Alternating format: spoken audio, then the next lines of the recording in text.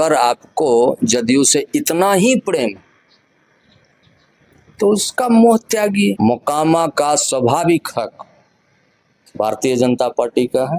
निश्चित रूप से अनंत सिंह के पराक्रम, अनंत सिंह के प्रभाव, अनंत सिंह के आत्मविश्वास में कमी दिखता।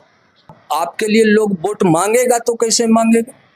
सभा में जिसको हम लगातार चुन के भेज रहे हैं कि वो विधानसभा जाए, वो विधायक फ्लैट से नहीं निकलता और अब तो वो जेल में रहता है। इस बार भारतीय जनता पार्टी का ही कोई कार्यकर्ता वहां चुनाव लड़ेगा। अब हमको किसी बाहरी तत्व की जरूरत नहीं है। नमस्कार, मैं अजीत कुमार, आप देख रहे हैं डिजिटल दस्तक। बिहार विधानसभा चुनाव नजदीक है। देखिएगा 3 महीने के बाद बिहार विधानसभा चुनाव होने वाला है, लेकिन अभी देखिएगा बिहार में सरगर्मियां तेज हो गई है, खास करके मोकामा विधानसभा में। अभी देखिएगा मोकामा के पूर्व विधायक अनंत सिंह जेल से छूटते ही कहीं ना कहीं दावा कर दिए कि हम जनता दल यूनाइटेड के टिकट पे मोकामा विधानसभा से चुनाव लड़ेंगे।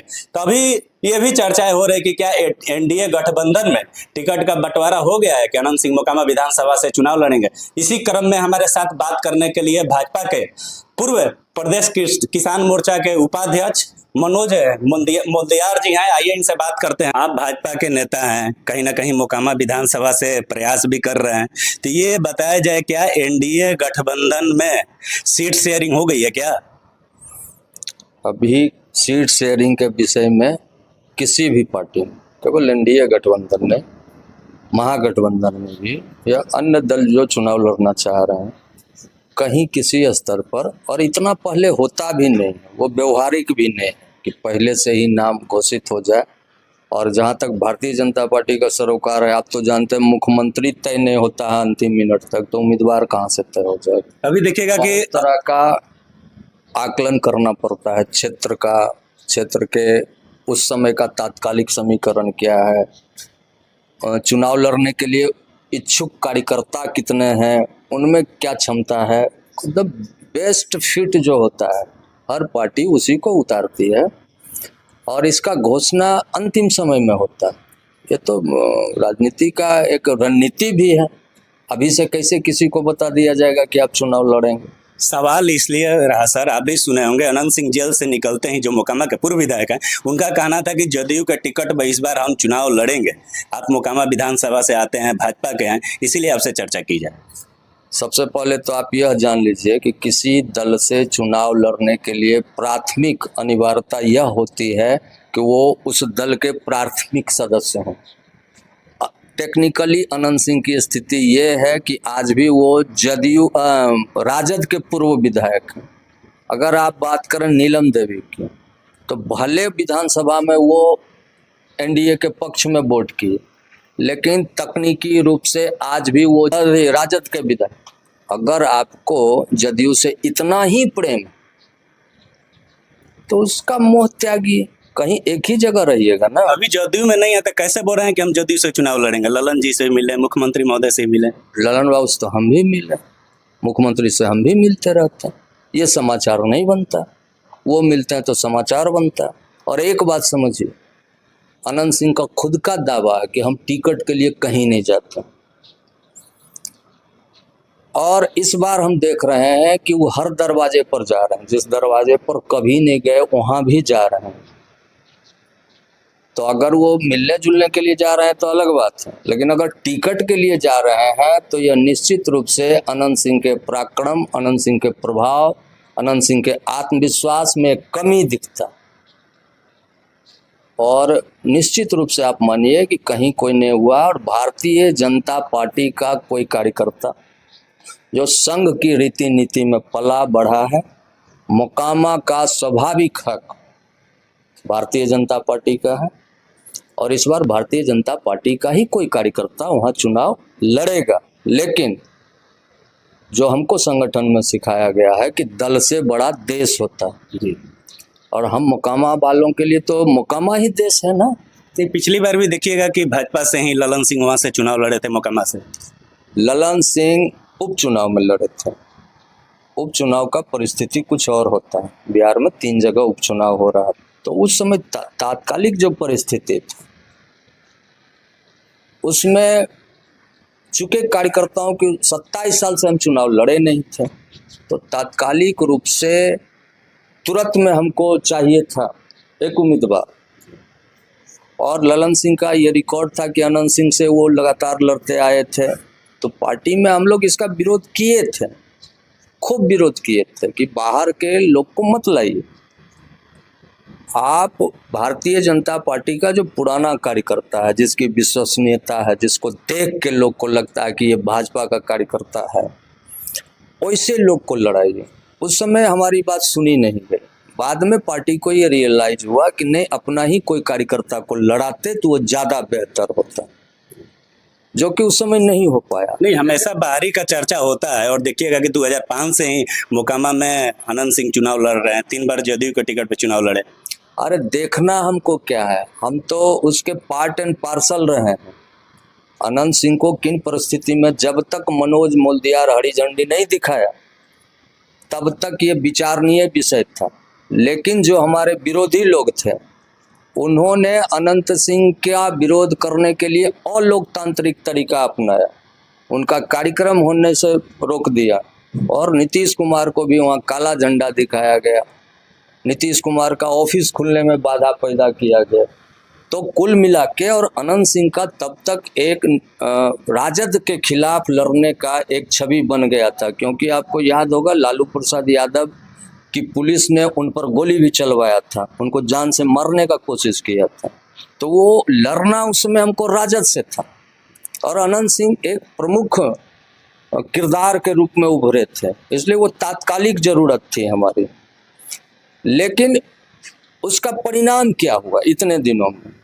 अगर उस समय, हम तो कहते हैं, अगर उस समय भी अनंत बाबू ABCD पढ़ना शुरू करते तो आज PhD कर गए होते। लेकिन आप क्या कर रहे हैं? आप उसी सरकार को गाली दे रहे हैं, उसी ललन बाबू को गाली दे रहे हैं, उसी नीतीश कुमार पर खुलेआम आरोप लगाते हैं कि पैसा लेकर टिकट देता। तो आप जिस संगठन में रहते हैं उसके लिए स्थिति तो इतना विकट बना दे, आपके लिए लोग वोट मांगेगा तो कैसे मांगेगा?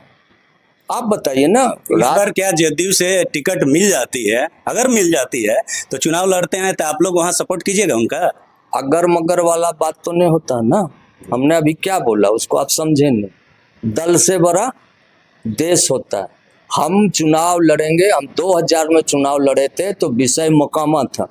मोकामा अपराध के आग में झुलस रहा था, और हम लोग इकट्ठा होकर ये तय किए कि किसी भी तरह से हो, चाहे जैसे भी हो, ये आग बुझनी चाहिए। और भले उसमें उम्मीदवार सूरजभान सिंह थे, लेकिन वो चुनाव मोकामा की जनता लड़ी थी और शांति के नाम पर लड़ी थी।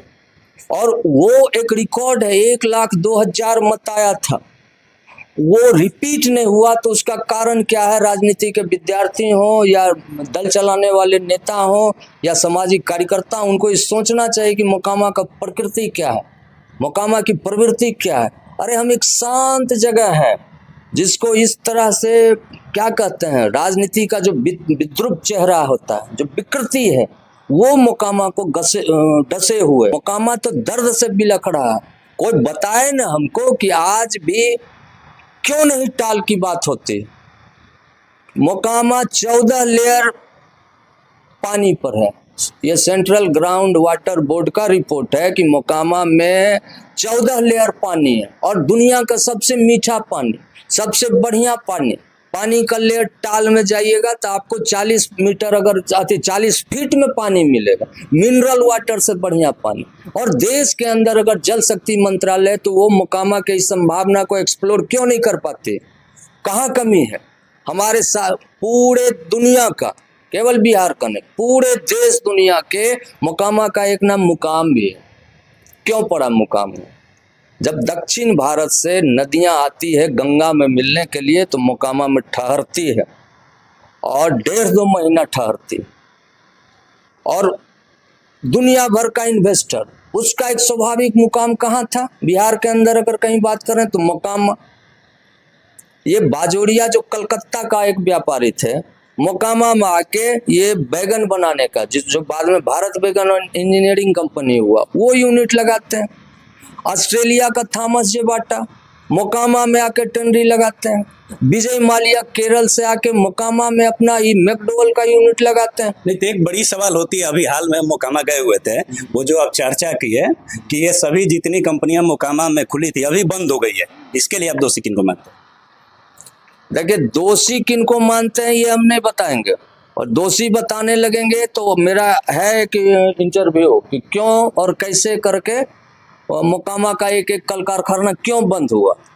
हम ये बताएंगे कि अगर वो खुला था तो क्यों खुला था, और क्या आज वो परिस्थिति अगर नहीं है तो उसके लिए हमको क्या करना। हम सिर्फ हंगामा खड़ा करना मेरा मकसद नहीं, मेरी कोशिश होती है कि ये सूरत बदलनी चाहिए। नहीं, वहाँ जनता की आवाज थी, हम वहाँ घूमे थे कुछ दिन पहले, वहाँ गए थे, जनता का कहना है कि 4-4 फैक्ट्रियां मोकामा में बंद हो चुकी है। उसी को समझिए ना, जनता तो आवाज उठाएगी, लेकिन जनता के साथ तो ये है कि वो आवाज उठाए तो कहाँ उठाए। लोकतंत्र में आवाज कहाँ उठता है? विधानसभा के अंदर उठता है, लोकसभा के अंदर उठता है। विधानसभा में जिसको हम लगातार चुन के भेज रहे हैं कि वो विधानसभा जाए, वो विधायक फ्लैट से नहीं निकलता है, और अब तो वो जेल में रहता है। तो मेरी बात तो वहां तक पहुंचती नहीं है। इसीलिए हम अपने संगठन में भी बोल रहे हैं और अपने समाज के लोग को भी बोल रहे हैं कि अब हमको किसी बाहरी तत्व की जरूरत नहीं है, और वो इससे लोगों की तो एकदम नहीं है जो अभी तक बोलना नहीं सीखा है। हम खुद में सक्षम हैं, हमारे पास भगवान ने सरस्वती दिया है, हमको बुद्धि भी दिया, ये हमको पता है कि हमको बुद्धि भी है और हमको बोलने भी आता है, अपनी समस्या को भी समझते हैं, इसका समाधान कैसे होगा, कहाँ होगा, हम ये भी जानते हैं। अभी 4 दिन पहले यहाँ आए हुए थे, 5 दिन पहले बामेती में हमारे कृषि मंत्री श्रीमान शिवराज सिंह चौहान, उस मंच पर विजय सिन्हा माननीय डिप्टी सीएम भी थे, और उस दिन हम कहे कि टाल के समस्या के लिए आप एक काम कीजिए, टाल विकास प्राधिकरण बनाइए, जिसमें आईसीआर से लेके नीचे तक जितना एजेंसी इस दिशा में काम करता है सबके सक्षम अधिकारी हों, और टाल का निराकरण होगा। अब भारत बैगन की लोग चर्चा करते हैं, भारत बैगन के लिए हम अपने सबसे ताकतवर नेता अमित शाह तक गए और उनको कहे कि सर ये मेरे गांव का कारखाना, और उन्होंने कहा कि ठीक है हम इसको करवाते हैं मनोज। रेलवे बोर्ड का मीटिंग होने के बाद ही वहां के कुछ कर्मचारियों का जो स्वार्थ था, वो सारे लोग ऐसे थे जो अपने पिता के अनुकंपा पर उनको नौकरी मिली थी, वो हिसाब जोड़ते थे कि अगर बंद हो जाएगा तो हमको 30 लाख 40 लाख 50 लाख रुपया मिलेगा। समझ रहे हैं बात को? रेलवे बोर्ड के ये अभागा जगह है, रेलवे बोर्ड के स्पष्ट आश्वासन पर कि 4 महीना में हम आपका काम करा देते हैं, कोई कान नहीं फटफटाया। मोकामा जब नाली का पानी पी रहा था, पूछिए जाके अनंत बाबू से, हम नीतीश कुमार से कहा कि आज जो इतना टंकी 2 टंकी हुआ करता था, आज जो इतना पाइपलाइन का काम हुआ है वो हम बोले उनको किए, और विधायक जी क्या किए, ठेकेदार पर नियंत्रण नहीं रख पाए, और जिसके कारण हुआ कहीं पाइप बिछा कहीं नहीं पाया, सरकार का तो पैसा चला गया। अभी जो हाल में देखिएगा बिहार विधानसभा चुनाव होने वाला है, तो वहाँ से अगर अनंत सिंह के अलावे और कोई लोग वहाँ से चुनाव लड़ते हैं तो क्या वहाँ मजबूती मिलेगी पार्टी को या आपके गठबंधन को? क्योंकि जदयू में भी देखिएगा कि बहुत लोग हैं, आपके भाजपा से भी वहाँ बहुत लोग हैं। देखिए, जदयू भाजपा करके मोकामा का स्वभाव समझिए, वहाँ जदयू और आपको पूरा इतिहास जानिए। हमारे भाजपा के उम्मीदवार थे विश्वमोहन चौधरी, और यहाँ जनता दल था, उस समय जनता दल से उम्मीदवार थे नीतीश कुमार। हमने उस समय भी अपने महत्वाकांक्षा को, अपने दलीय आकांक्षा को पीछे रखा, और अटल बिहारी वाजपेयी आए थे उस प्रचार में, उस समय हम त्याग किए एक लार्जर पर्सपेक्टिव में कि नहीं, हित अगर दोनों लड़ेंगे तो हम जीत नहीं पाएंगे। और तब वाजपेयी जी ने कहा था कि जो जीत रहा, जदयू वाले को भी समझना चाहिए कि आज मोकामा का जरूरत है कि भाजपा के रीति नीति में पला बढ़ा कोई कार्यकर्ता वहां का नेतृत्व करे, तो जदयू को भी बड़ा हृदय दिखाना चाहिए ना। और जदयू भी ऐसे भी देखिए तो जो रिकॉर्ड है, अगर आप टिकट के लिए बात करने के लिए बैठेंगे तो आपके सामने पिछले चुनाव का डेटा होगा। आप एक बात बताएं, लगातार 5 चुनाव में जदयू हारा, लगातार 5 चुनाव, 3 विधानसभा का और 2 लोकसभा। और एक चीज बताइए, जब परिस्थिति का तो निर्माण करना पड़ता है ना। अभी ललन बाबू से ताकतवर तो जदयू में कोई नेता नहीं है, कोई नेता। और 2 बारी क्यों पिछड़े, इसका समीक्षा होना चाहिए ना, किस कारण से पिछड़े। नहीं, अभी कहा जा रहा है कि हर एक विधानसभा में आगे थे लेकिन मोकामा में ही पीछे हो गए। क्यों पीछे हो गए, सवाल है ना, क्यों पीछे हो गए? जब सब कुछ है तो क्यों पीछे हो गए? केवल और केवल चुके आनंद सिंह के मैनेजमेंट में ही चुनाव, और उसके मिसमैनेजमेंट के कारण, उसके अलोकप्रियता के कारण, उनके छवि के कारण ये ललन बाबू को नुकसान हुआ। नहीं, आप चर्चा किए कि जदयू वहां से लगातार 5 बार चुनाव हार गए, तो आप वहां गठबंधन में थे ना। हम चर्चा नहीं किए, नहीं हार गई तो वहां आप लोग तो गठबंधन में थे ना, एनडीए के घटक दल वहां थे ना। आप बिहार के रिपोर्टर हैं तो आपको ये सब चीज थोड़ा जानना चाहिए। 2015 में जो चुनाव हुआ, 14 में नीतीश जी का हमसे गठबंधन टूट गया, और 22 का चुनाव भी बीजेपी अकेले लड़ी है, जदयू तो वहां लड़ी भी नहीं, उसने अपने सीट को गिफ्ट कर दिया राजद को। जदयू नहीं लड़ी है 22 के उपचुनाव में। और 20 के चुनाव में भारतीय जनता पार्टी के ही एक कार्यकर्ता को जदयू के टिकट से, अगर उस समय जदयू के भाजपा के कार्यकर्ता को लड़ाए थे और सिंबल भी भाजपा होता तो हम उसी समय जीत गए रहते। तो इसलिए आप समझिए, वहाँ जो जातिगत समीकरण है, अभी तो ये सब माइक पर बोलना चाहिए कि नहीं हमको नहीं पता है, लेकिन हकीकत यही है कि कोई दल ऐसा नहीं है कि जो जातीय समीकरण का आकलन नहीं करता, वो निश्चित रूप से करता। तो वो लोग हैं, आप क्यों इसमें पढ़ते हैं? हमारे पार्टी में सक्षम लोग हैं, वो बहुत माइन्यूटली हर घटना का, हर कार्यकर्ता का, उनके एक्टिविटी का, क्षेत्र के समीकरण का, क्षेत्र के मुद्दा का, इस सब का हमको अपने संगठन पर भरोसा, हमको अपने समाज पर भरोसा। इस बार हम लोग एकजुट होकर मोकामा के विषय को, मोकामा का विकास कैसे हो, मोकामा की आवाज विधानसभा तक कैसे जाए, हम कैसे अपने समस्या का समाधान कर पाए। आज हॉस्पिटल देखिए, मेरा उंगली मोकामा के रेफरल अस्पताल में यहाँ एक फोका हो गया था, इसका इलाज कराने गए तो डॉक्टर इनकार कर दिया कि मेरे पास कोई सुविधा नहीं। तो जिस विधानसभा में एक फोड़ा का इलाज, उंगली के एक फोड़ा का इलाज नहीं हो सकता है, वहां अगर कोई विकास का दावा करता है तो इससे बड़ा मजाक जनता के साथ और कुछ नहीं हो सकता। ये भाजपा के पूर्व किसान मोर्चा के उपाध्यक्ष थे, भाजपा से आते, एनडीए गठबंधन से आते हैं। 20 साल से बिहार में, लगभग कहा जाए तो 17 साल का लीजिए कि एनडीए गठबंधन की सरकार है। मोकामा से 2005 से ही अनंत सिंह विधायक है, उसके बाद भी वहाँ कह रहे हैं कि कोई अभी विकास नहीं हुआ, हॉस्पिटल की स्थिति सही नहीं है। ये मनोज मोल्दियार जी थे, मोकामा विधानसभा से आते हैं।